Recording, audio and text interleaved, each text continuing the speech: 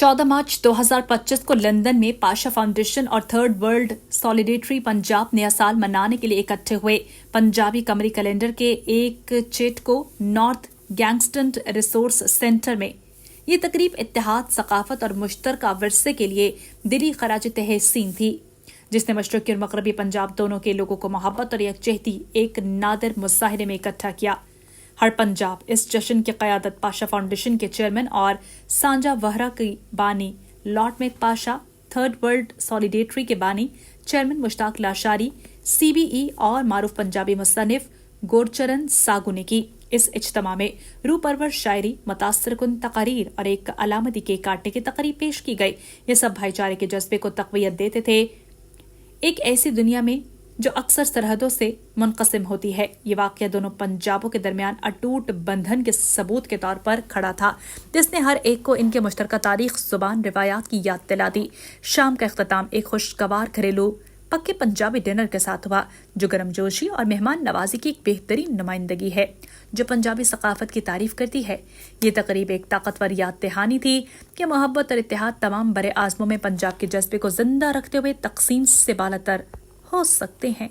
साहब ने वीर ने कहा सी कि ਅਸੀਂ ਸਾਂਝਾ ਵਿਹੜਾ ਦੇ ਹਵਾਲੇ ਨਾਲ ਅਸੀਂ ਇੱਕ ਪ੍ਰੋਗਰਾਮ ਰੱਖਣਾ ਹੈ ਤੇ ਬੜੀ ਖੁਸ਼ੀ ਹੋਈ ਹੈ ਕਿ ਤੁਸੀਂ ਅੱਜ ਇਹਨੂੰ ਸ਼ੁਰੂ ਕਰਤਾ ਤੇ ਪਾਸ਼ਾ ਸਾਹਿਬ ਜਿਵੇਂ ਤੁਸੀਂ ਕਿਹਾ ਕਿ ਇਹਨੂੰ ਤੁਸੀਂ ਹਰ ਸਾਲ ਕਰਨਾ ਹੈ, ਹਰ ਮਹੀਨੇ ਕਰਨਾ, ਲੇਕਿਨ ਤੁਸੀਂ ਬੜਾ ਪ੍ਰੋਗਰਾਮ ਕਿਹਾ ਕਿ ਹਰ ਸਾਲ ਕਰਨਾ ਹੈ ਤੇ ਅਸੀਂ ਤੁਹਾਨੂੰ ਪਤਾ ਕਿ ਇੱਥੇ ਜਿਹੜਾ ਪੰਜਾਬ ਹੀ ਵਸਦਾ ਹੈ ਤੇ ਅਸੀਂ ਚਾਹੁੰਦੇ ਹਾਂ ਕਿ ਇਹਨੂੰ ਤੁਸੀਂ ਹੁਣ ਦੁਬਾਰਾ ਇਹਨੂੰ ਸਾਲੋਂ ਸਾਲ ਔਰ ਇਹਨੂੰ ਇਹ ਲਹਿੰਦੇ ਤੇ ਚੜ੍ਹਦੇ ਪੰਜਾਬ ਨੂੰ ਜੋੜ ਕੇ ਰੱਖਣਾ ਹੈ।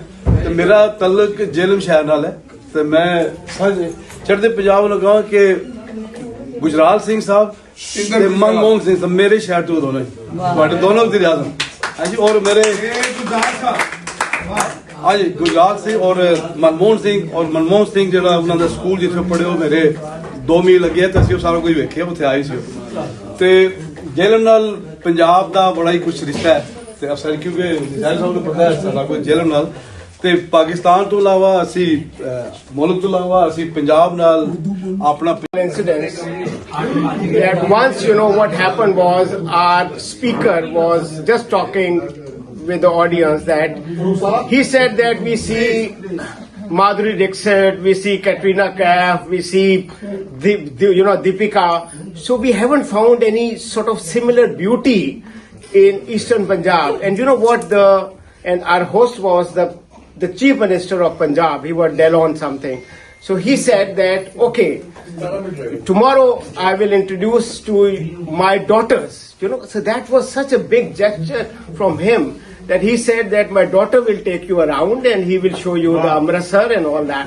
So ਪੰਜਾਬੀ ਨੂੰ ਉਜਾਗਰ ਕਰਨ ਵਾਸਤੇ, ਉਹਦਾ ਨਵਾਂ ਸਾਲ ਮਨਾਉਣ ਵਾਸਤੇ ਕੋਈ ਪੰਜਾਬੀ ਵਿਹੜਾ ਦੇ ਨਾਂ ਤੋਂ ਇੱਕ ਚੀਜ਼ ਉਹਨਾਂ ਨੇ ਸ਼ੁਰੂ ਕੀਤੀ ਹੈ ਔਰ ਚੜ੍ਹਦੇ ਔਰ ਲਹਿੰਦੇ ਪੰਜਾਬ ਨੂੰ ਇਕੱਠਾ ਵੀ ਕੀਤਾ। ਦੂਸਰੀ ਗੱਲ ਹੈ ਕਿ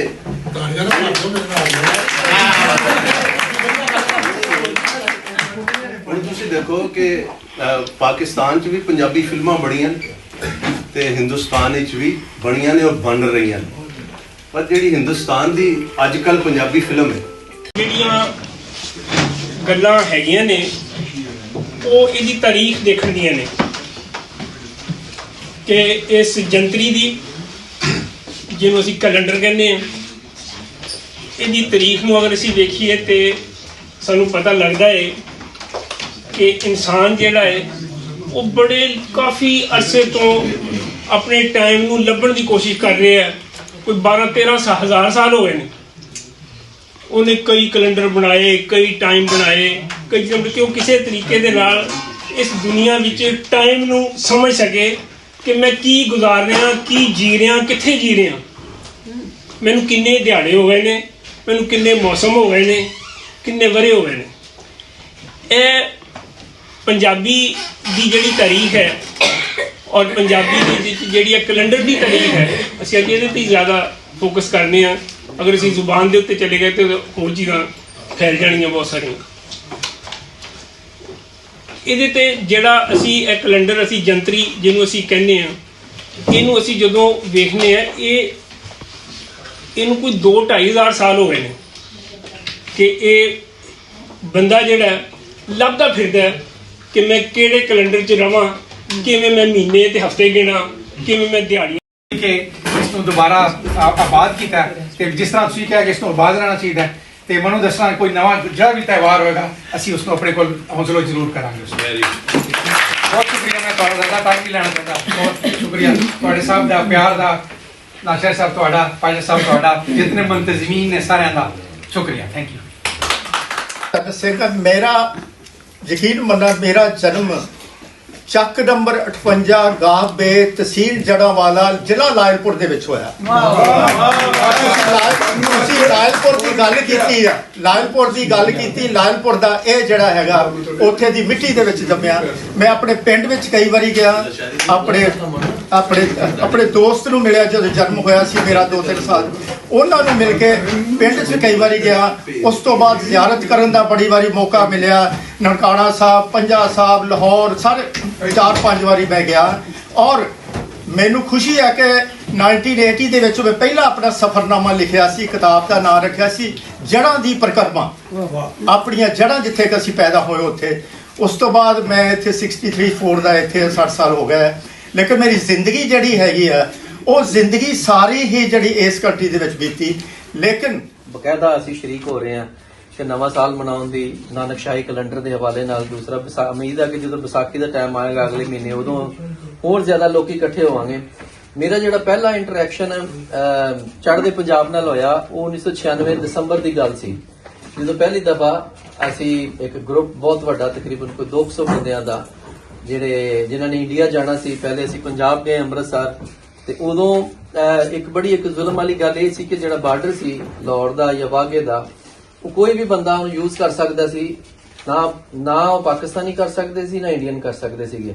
ਜਦੋਂ 80s ਦੇ ਵਿੱਚ ਡਿਸਟਰਬੈਂਸ ਹੋਈ ਆ ਉਸ ਤੋਂ ਬਾਅਦ, ਲੇਕਿਨ ਉਹ 96 ਦੇ ਵਿੱਚ ਪਹਿਲੀ ਦਫਾ ਸੀ ਜਦੋਂ ਸਾਡਾ ਇੱਕ ਬਹੁਤ ਵੱਡਾ ਗਰੁੱਪ ਪਾਕਿਸਤਾਨੀਆਂ ਦਾ ਗਿਆ। ਤੇ ਮੈਨੂੰ ਹਲੇ ਵੀ ਯਾਦ ਆ ਕਿ ਜਿਹੜਾ ਪਿਆਰ ਮੁਹੱਬਤ ਮੈਨੂੰ ਉੱਥੇ ਅੰਮ੍ਰਿਤਸਰ ਮਿਲਿਆ, ਜਿਹੜਾ ਪਿਆਰ ਮੁਹੱਬਤ ਮੈਨੂੰ ਲੁਧਿਆਣੇ ਮਿਲਿਆ। ਫਿਰ ਇਹ ਨਹੀਂ ਕਿ ਪਹਿਲੀ ਦਫਾ ਸੀ, ਉਸ ਤੋਂ ਬਾਅਦ ਫਿਰ ਕਈ ਦਫਾ ਸੀ ਪੰਜਾਬ 'ਚ ਗਏ ਆ। ਉਹ 'ਚ ਭਾਵੇਂ ਲੁਧਿਆਣਾ ਹੋਵੇ, ਜਲੰਧਰ ਹੋਵੇ, ਮੋਗਾ ਹੋਵੇ, ਗੁਰਦਾਸਪੁਰ ਹੋਵੇ, ਹੁਸ਼ਿਆਰਪੁਰ ਹੋਵੇ, ਕਪੂਰਥਲਾ ਹੋਵੇ, ਹਰ ਜਗ੍ਹਾ ਇੰਨਾ ਕੁ ਪਿਆਰ ਮਿਲਿਆ ਕਿ ਜੇ ਕਿਸੇ ਅਸੀਂ ਦੁਕਾਨ ਤੇ ਜਾ ਰਹੇ ਆ ਜਾਂ ਕਿਤੇ ਸਾਈਕਲ ਰਿਕਸ਼ਾ ਲੈ ਬੈਠੇ ਆ ਤੇ ਉਹ ਅਨਕਾਰੀ ਆ ਪੈਸੇ ਲੈਣ ਤੋਂ, ਉਹ ਅਨਕਾਰੀ ਆ ਜਦੋਂ ਅਸੀਂ ਬੈਠੇ ਆ ਕਿਤੇ ਖਾਣ ਪੀਣ ਦੀ ਵਜ੍ਹਾ ਤੋਂ। ਉਹ ਇਧਰ ਚੰਡੀਗੜ੍ਹ ਹੋਵੇ, ਹਰ ਜਗ੍ਹਾ ਇੰਨਾ ਕੁ ਪਿਆਰ ਮਿਲਿਆ ਜਿਹਨੂੰ ਹਾਲੇ ਤੱਕ ਸਮੇਟਣਾ ਬਹੁਤ ਮੁਸ਼ਕਲ ਆ। ਤੇ ਅੱਜ ਪਾਸ਼ਾ ਸਾਹਿਬ ਨੇ ਤੇ ਲਸ਼ਾਰੀ ਸਾਹਿਬ ਨੇ ਉਸੇ ਪਿਆਰ ਨੂੰ ਫਿਰ ਦੁਬਾਰਾ ਇੱਕ ਰੀਵੈਟਲਾਈਜ਼ ਕਰਤਾ, ਫਿਰ ਦੁਬਾਰਾ ਇਕੱਠੇ ਹੀ ਬਹਿਣਾ, ਕਿਉਂਕਿ ਉਹ ਹੀ ਜੇ ਬਾਜ਼ਾਰ ਹੈ ਤੇ ਉੱਥੇ ਹੀ ਉਹ ਦੋਵਾਂ ਦੀਆਂ ਦੁਕਾਨਾਂ ਨੇ, ਉੱਥੇ ਹੀ ਸ਼ਾਮ ਨੂੰ ਇਕੱਠੇ ਬਹਿ ਜਾਣਾ, ਇਕੱਠੇ ਕਰਨਾ। ਫਿਰ ਕਬੱਡੀ ਨਾਲ ਮੈਂ ਕਾਫੀ ਅਟੈਚ ਰਿਹਾ ਵਾਂ, ਤੇ ਕਬੱਡੀ ਦੇ ਵਿੱਚ ਵੀ ਅਸੀਂ ਇਕੱਠੇ ਸਾਰਾ, ਤੇ ਬੜਾ ਇੱਕ ਨਾ ਬੜੀ ਜ਼ਿਆਦਾ ਸਾਡੀ ਕਲੋਜ਼ਨੈਸ ਸੀ।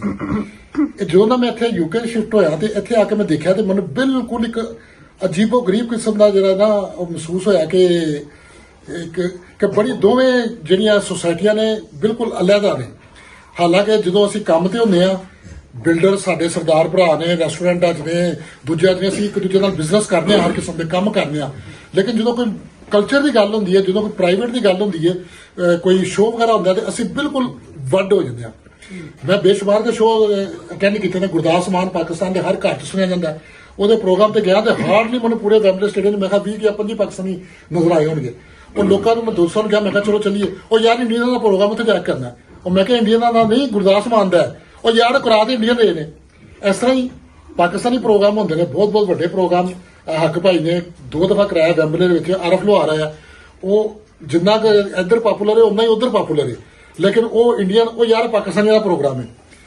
ਉਹ ਮੈਂ ਦੇਖਿਆ ਕਿ ਇੱਥੇ ਬੜੀ ਉਹ ਕਲਚਰ ਲੈਵਲ ਤੇ ਬੜੀ ਕੋਈ ਹੈ ਹੀ ਨਹੀਂ, ਕੋਈ ਐਸੀ ਆਰਗੇਨਾਈਜੇਸ਼ਨ, ਕੋਈ ਐਸੀ ਤਨਜ਼ੀਮ ਜਿਹੜੀ ਕਿ ਜੋੜੇ, ਇਕੱਠਿਆ ਕਰੇ, ਕੋਈ ਕਰੇ। ਫਿਰ ਉਤੋਂ ਆਪਣੇ ਜਦ ਦੇਖਿਆ ਸਾਡੀ ਜਿਹੜੀ ਪੋਦ ਹੈ, ਸਾਡੇ ਬੱਚੇ ਜਿਹੜੇ ਨੇ ਇੱਥੇ, ਉਹ ਅੱਛੀ ਗੱਲ ਹੈ, ਮਜ਼ਹਬ ਅੱਛੀ ਗੱਲ ਹੈ ਆਪਣੇ ਨਾਲ, ਲੇਕਿਨ ਉਹ ਬੱਚੇ ਜਿਹੜੇ ਉਹ ਉਹਨਾਂ ਨੇ ਝੋਲੇ ਪਾਏ ਹੋਏ ਨੇ ਅਰਬੀ ਤੇ ਟੁਰੇ ਫਿਰਦੇ ਨੇ। ਮੈਂ ਕਿਹਾ ਯਾਰ, ਕਈਆਂ ਨੂੰ ਮੈਂ ਪੁੱਛਿਆ, ਮੈਂ ਕਿਹਾ ਤੁਸੀਂ ਪੰਜਾਬੀ ਹੋ, ਤੁਹਾਨੂੰ ਸ਼ਰਮ ਆਉਂਦੀ ਹੈ? ਧੋਤੀ ਪਾ ਲਓ, ਸਲਵਾਰ ਕਮੀਜ਼ ਪਾ ਲਓ, ਅਰਬੀ that is not your culture. ਮਤਲਬ ਹੱਦ ਤੱਕ ਠੀਕ ਹੈ, ਲੇਕਿਨ ਕਮ ਸੇ ਕਮ ਧਰਤੀ ਨਾਲ ਤਾਂ ਜੁੜੋ। ਅੱਜ ਪ੍ਰੋਗਰਾਮ ਦਾ ਜਦੋਂ ਮੈਂ ਇਹਦਾ ਪਿਛਲੇ ਹਫ਼ਤੇ ਕੀਤਾ, ਪੰਜਾਬੀ ਦੇ ਵਿੱਚ ਇਸਲਾਮਾਬਾਦ ਬੇਸ ਨੇ, ਅਮਰੀਕਾ ਗਏ ਸਨ, ਨਿਊਯਾਰਕ, ਉਹਨਾਂ ਨੂੰ ਪਤਾ ਲੱਗਿਆ ਕਿ ਅੱਜ ਇਹ ਦਿਨ ਇਹ ਤਸ਼ਰੀਫ ਲਿਆਏ ਨੇ।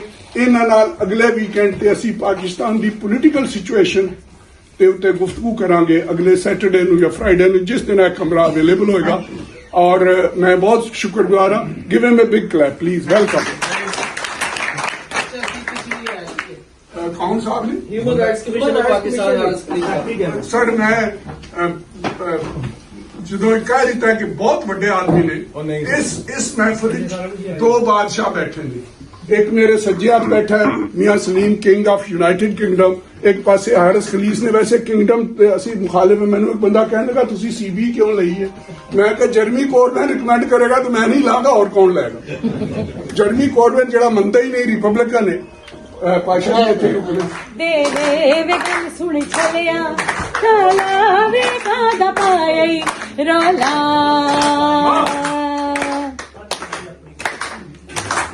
ਚਲਾਨੂ ਥੇਵੇ ਵੇ ਚਲਾਨੂ ਥੇਵੇ ਵੇ ਪੁੱਤਰ ਨਿਕਲੇ ਮੇਰੇ ਵੇ ਅੱਲਾ ਸਭ ਨੂੰ ਦੇਵੇ ਵੇ ਗੱਲ ਸੁਣ ਛਲਿਆ ਰੌਲਾ ਵੇ ਕਾਦਾ ਪਾਈ ਰੌਲਾ ਆਹੋ ਆਹੋ ਆਹੋ ਆਹੋ ਆਹੋ ਆਹੋ ਆਹੋ ਆਹੋ ਆਹੋ ਆਹੋ ਆਹੋ ਆਹੋ ਆਹੋ ਬਹੁਤ ਅੱਛੇ। ਤੇ ਅੱਜ ਜਿੱਥੇ ਅਸੀਂ ਬੈਠੇ ਹਾਂ ਇਹ ਇੱਕ ਸਾਂਝਾ ਪੰਜਾਬ ਹੈ, ਜਿੱਥੇ ਅਸੀਂ ਆਪਣੇ ਦਿਲ ਦੀ ਗੱਲ ਹੈ ਬਹੁਤ ਬਾਖੂਬੀ ਕਰ ਸਕਦੇ ਹਾਂ, ਅਸੀਂ ਇੱਕ ਦੂਜੇ ਨੂੰ ਸਮਝ ਸਕਦੇ ਹਾਂ। ਤੇ ਕਹਿੰਦੇ ਸਾਡੀ ਸਭਿਅਤਾ, ਸਾਡੀ ਸੰਸਕ੍ਰਿਤੀ, ਕਹਿੰਦੇ ਅਸੀਂ ਰਿਸ਼ਤਿਆਂ 'ਚ ਜਿਉਂਦੇ ਹਾਂ। ਕਹਿੰਦੇ ਪੰਜਾਬੀਆਂ ਨੇ ਬਹੁਤ ਦੁਖਾਂਤ ਦੇਖਿਆ, ਜਿੰਨੇ ਹਮਲਾਵਰ ਆਏ ਨੇ ਉਹ ਪੰਜਾਬ ਦੇ ਵਿੱਚੋਂ ਦੀ ਲੰਘ ਕੇ ਗਏ ਨੇ, ਪਰ ਅਸੀਂ ਤਿਉਹਾਰ ਨੇ ਜਿਹੜੇ ਸਾਡਾ ਸੱਭਿਆਚਾਰ ਹੈ, ਸਾਡਾ ਖਾਣਨ ਪਹਿਣਾ, ਸਾਡੀ ਬੋਲਣਾ, ਉਹ ਸਭ ਇੱਕ ਹੈ। ਤੇ ਅਸੀਂ ਉਹਨਾਂ ਚੀਜ਼ਾਂ ਨੂੰ ਅੱਜ ਜਿਹੜਾ ਹੁਣ ਗੁਰਚਰਨ ਵੀਰ ਜੀ ਨੇ ਕਿਹਾ ਸੀਗਾ ਵੀ ਅਸੀਂ ਜਦੋਂ ਸ਼ੁਰੂਆਤ ਕੀਤੀ ਸੀਗੀ ਉਦੋਂ ਸਾਬਰ ਅਲੀ ਹੁਣੇ ਵੀ ਆਏ ਹੋਏ ਸੀ, ਅਸੀਂ ਕਾਫੀ ਜਣੇ ਸੀ। ਉਦੋਂ ਅਸੀਂ ਨਾ ਤਾਂ 14 ਅਗਸਤ ਦੀ ਆਜ਼ਾਦੀ ਨੂੰ ਮਨਾਇਆ ਸੀ ਤੇ ਨਾ ਹੀ ਅਸੀਂ ਮਨਾਇਆ ਸੀਗਾ 15 ਅਗਸਤ ਦੀ ਆਜ਼ਾਦੀ ਨੂੰ। ਅਸੀਂ 14 ਰਾਤ ਨੂੰ 12 ਵਜੇ ਅਸੀਂ ਇੱਕ ਦੁਖਾਂਤ ਨੂੰ ਮਨਾਇਆ ਸੀ ਜਿਸ ਨੇ ਸਾਨੂੰ ਵਿਛੋੜਿਆ ਸੀ।